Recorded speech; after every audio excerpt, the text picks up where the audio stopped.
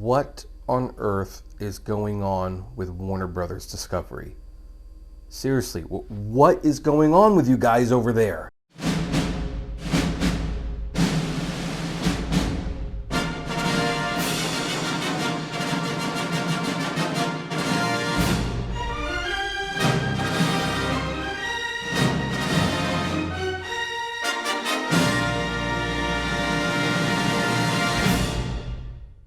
Hey everyone, this is Kevin T. Rodriguez, film critic of iCritic.net. Thank you so much for joining us today and spending a few minutes of your day with me, although I am sorry to report this is probably not going to be a pleasant visit, unlike other visits we have had. And that's because I come bearing bad news. Now, you've probably already heard this story. It was definitely big news on the animation community, on X, on Facebook, on all that jazz, but Warner Bros. Discovery has canceled Coyote versus ACME. This was a live-action animation hybrid film about Wile E. Coyote suing the ACME Corporation for selling him a bunch of traps that he used to try to catch the Roadrunner that never actually worked. Now, here's the thing. Movies get canceled all the time, and it's a shame when they do. I'm still reeling from Netflix canceling the animated adaptation of Jeff Smith's Bone, and cancellations do hurt. However, there is a big difference in this case. Unlike Bone, which got into some pre-production stages and then was canceled, they decided not to go forward with it, Coyote versus ACME was planned. It was storyboarded.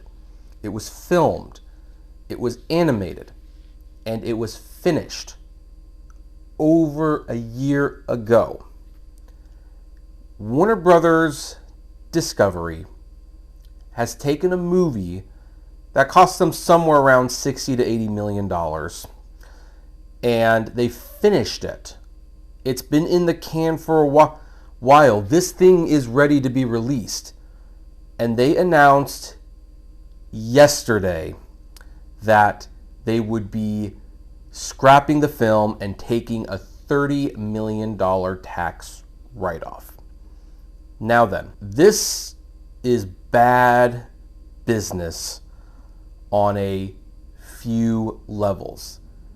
And rather than rant and rave about how artists' work should be seen when they're made, even though they absolutely should be, and maybe I'll talk about that a little bit at the end of this video, I want to highlight some key reasons on why this is such a boneheaded move. And by the way, this is not just a video if you are an animation fan.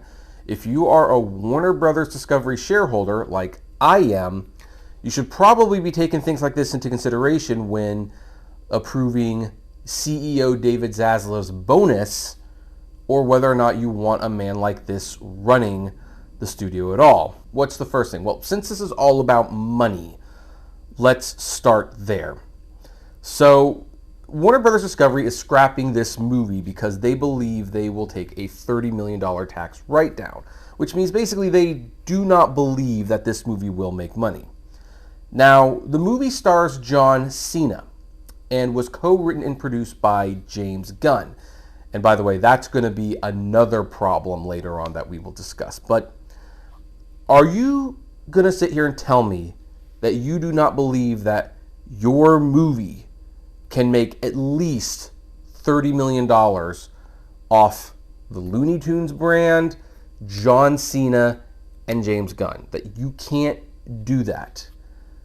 You know, I don't have the Space Jam A New Legacy numbers in front of me right now. I'll put them up on the screen, but I think they got pretty close, and that wasn't even a good movie. By all accounts, this is a good movie, and so they would probably make at least more than that. Ignoring the box office, though, wouldn't someone else potentially be interested in watching it? After all, maybe Warner Brothers could sell the movie to someone else.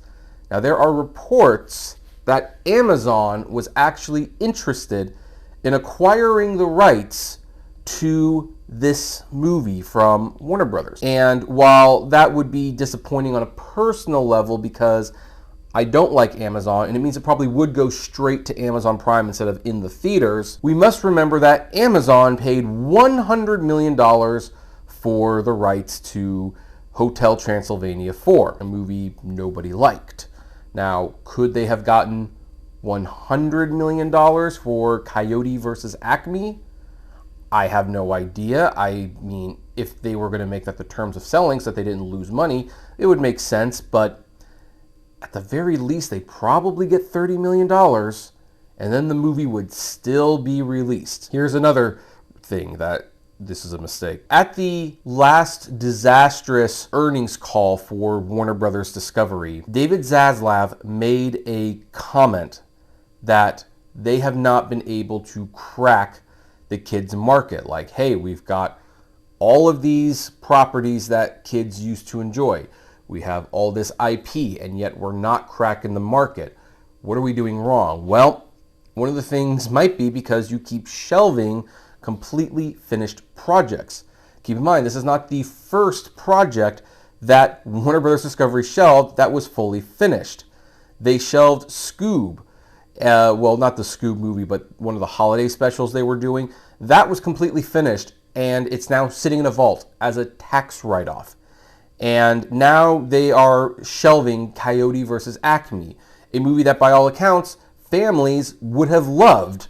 So if you're not cracking the kids' market, and that is a concern for you, maybe you shouldn't be canceling projects that are geared towards kids and families, especially ones that could make money. Hey, iCritic from the future here.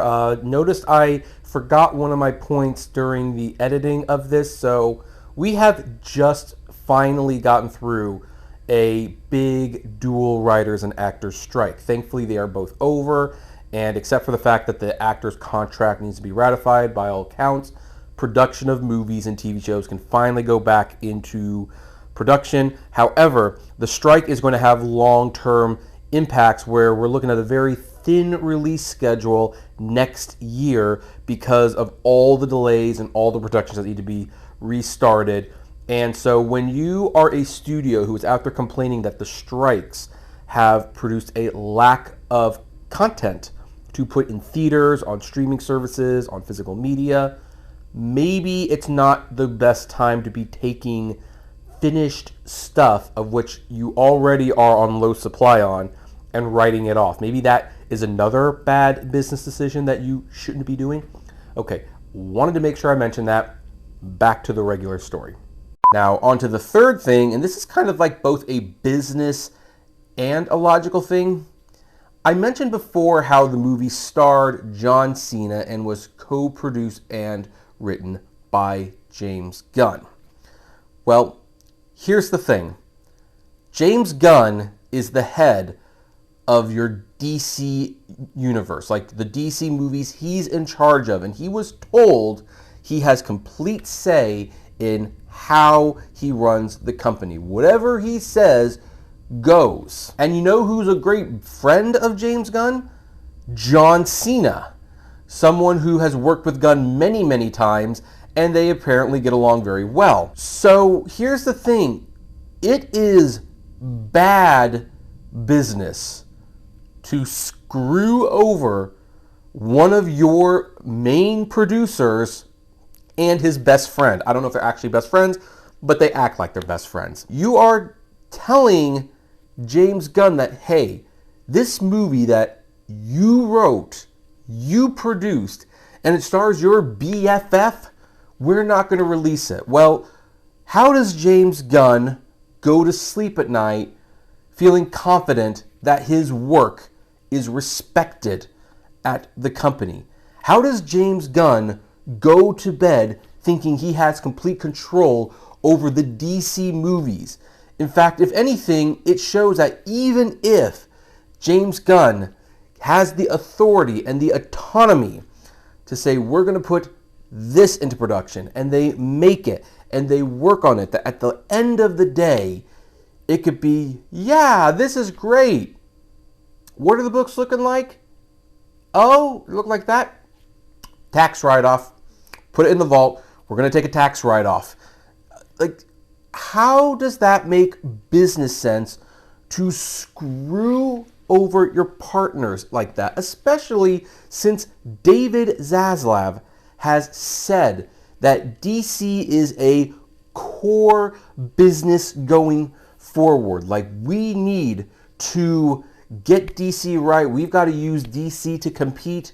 What happens if Superman Legacy, or whatever it's called, comes and bombs?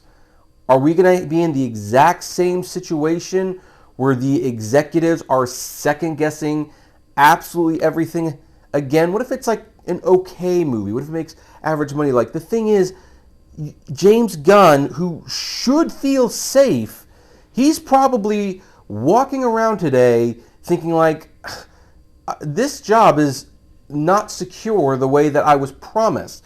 My movies are not secure the way they were promised. Like, you don't screw your talent like that, especially when you are actively working with them. And then we continue on with the creative problems, because, it's not just James Gunn and John Cena that are affected by this. There are other actors and animators and cameramen.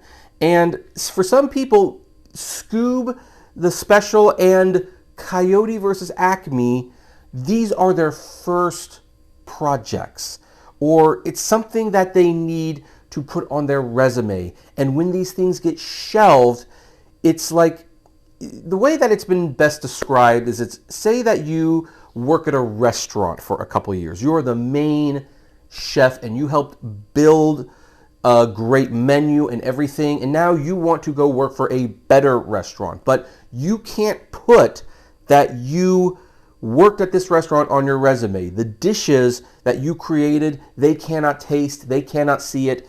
It means that you have no leverage to actually get a better paying job.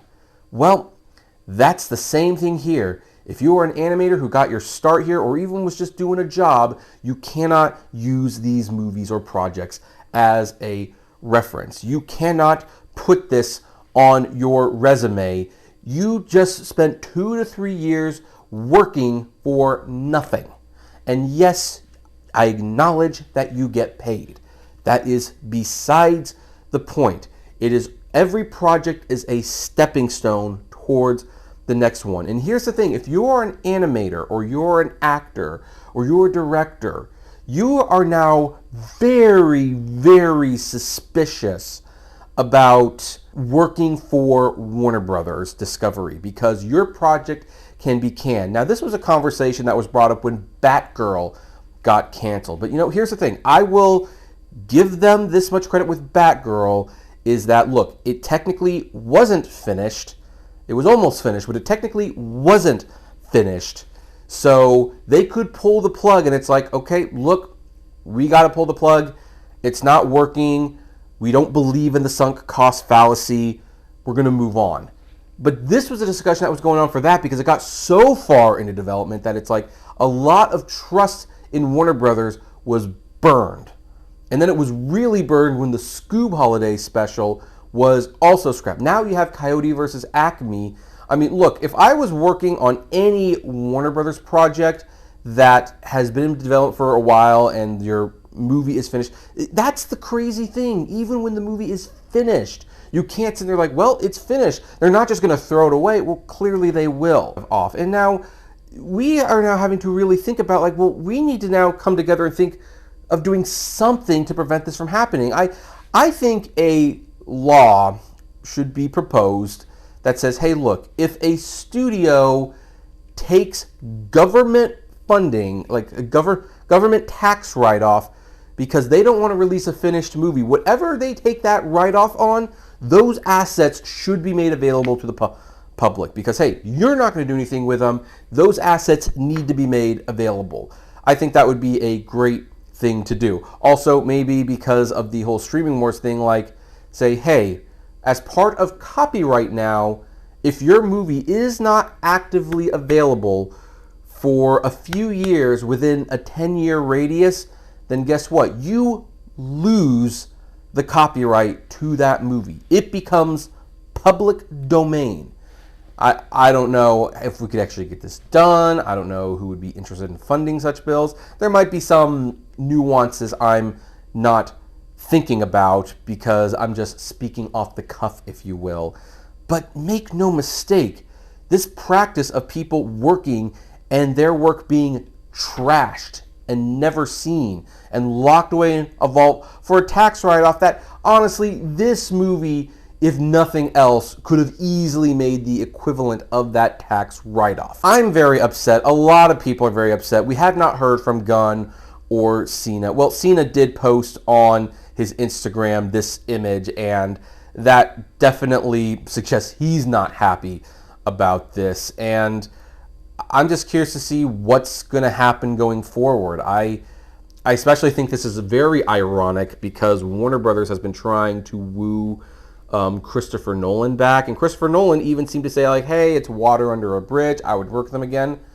But I think he said that before this happened, and I can't imagine Christopher Nolan, who is a champion of film preservation, is necessarily comfortable working with a company that takes projects from directors, even well-established directors and producers, and says, we're going to shelve this movie for a tax write-off.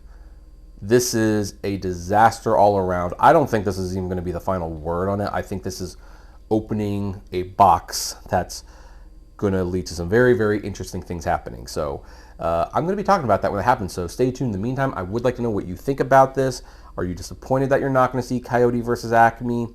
I'd love to know. Comment below, like, favorite, share, subscribe, and as always, flame responsibly. Have a good one.